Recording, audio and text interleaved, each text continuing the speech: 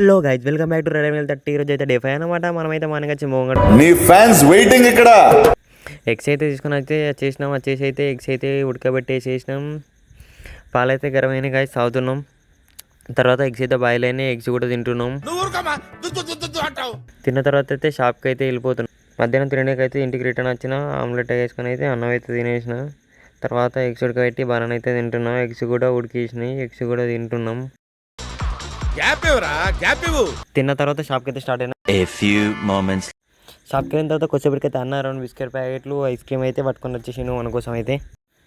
ఈ పల్సర్ అయితే మన దగ్గరికి అయితే ఫుల్ సర్వీసింగ్ కోసం అయితే వచ్చింది. దీని షాక్ అబ్జాలు కూడా కొంచెం ప్రాబ్లం ఉన్నాయంటే షాక్ అబ్జాలు కూడా ఇప్పించినాం.